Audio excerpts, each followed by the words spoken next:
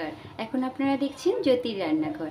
আজ আমি আমার রান্নাঘরে সব কিছু রেডি করে নিয়ে আপনাদেরকে দেখাচ্ছি। দেখুন, কিছু একটা আমি এখানে নিরামিষ সবজি বানাতে চলেছি, যার জন্য এখানে আমি গ্যাসে কড়াই বসিয়ে দিয়েছি। কড়াইটা ভালোভাবে হিট হয়ে গেছে। দিয়ে দেবো এতে সাদা তেল। দিয়ে দিয়েছি এখানে 3 টেবিল চামচ সাদা তেল। দিয়ে দেব কালো জিরে, দিয়ে দেব একটা শুকনো লঙ্কা। ফোড়নটা এখানে খুব সুন্দর করে ভাজা হয়ে গেছে, ভীষণ ভালো একটা গন্ধ বেরিয়েছে। এই সময় গ্যাসের ফ্লেমটা কমিয়ে নিয়ে দিয়ে দেব কেটে রাখা আলুগুলো। আলুগুলো আমি ঠিক এইরকম সাইজে ডুমো ডুমো করে কেটেছি। আপনারা সাথে থাকুন আর দেখুন আমি নিরামিষের জন্য এটা কী বানাতে চলেছি। তবে কলকাতা স্টাইলে একদম ফেমাস, আপনারা বহুবার খেয়েছেন, হয়তো অনেকে বানিয়েও থাকবেন।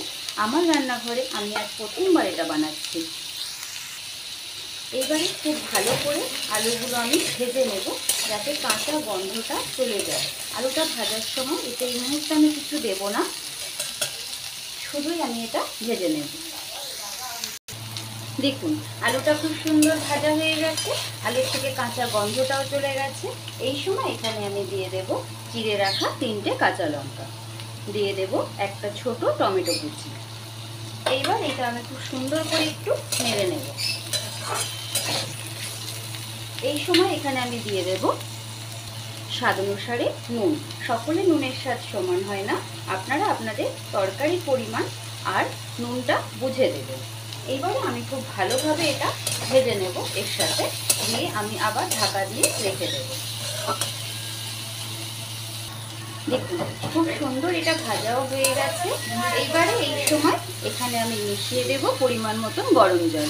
তরকারিতে সবসময় গরম জল দিলে পরে তার ব্যালেন্সটাও সমান থাকে এবং তাড়াতাড়ি সেদ্ধও হয়, স্বাদটা বজায় থাকে। এখানে আলু ভাজতে ভাজতে মোটামুটি সেদ্ধও হয়ে গেছে, সেই জন্য আমি পরিমাণ মতন জল দিয়েছি। ফিরে আসছি এখন 5 থেকে 7 মিনিট পর। দেখুন রেডি হয়ে গেছে এটা একদম দোকানের মতনই সাদা আলুর চচ্চড়ি। এইবারে আমি এই সময় এখানে কিছু উপকরণ আরও অ্যাড করব, আপনারা দেখতে থাকুন। দিয়ে দেব হাফ চামচ পরিমাণে থেকেও কম একটু চিনি। চিনিটা দিলে এর স্বাদটা খুব সুন্দর লাগে, যেহেতু নিরামিষ তরকারি তাই একটু চিনি দিয়ে দিতে হয়। দিয়ে দেব ধনেপাতার কুচি, আমার হাতের কাছে ছিল সেই কারণে আমি দিয়েছি। আপনারা চাইলে দিতেও পারেন বা নাও দিতে পারেন, কিন্তু ধনেপাতা দিলে এর স্বাদটা খুব সুন্দর খেতে হয়। এইবারে আমি গ্যাসের ফ্লেমটা বন্ধ করে এটা নামিয়ে নেব।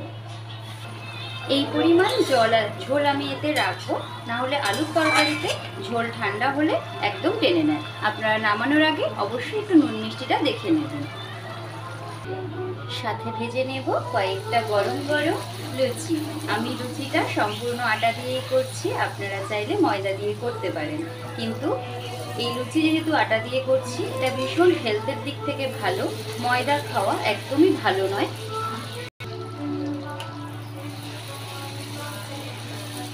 এইভাবে একদিন সাদা আলু চচ্চড়ি করে দেখবেন, ভীষণই ভালো লাগে এবং খেতে খুবই সুস্বাদু হয়। আর আটার লুচিও একদম ফুলকো ফুলকোই হয়।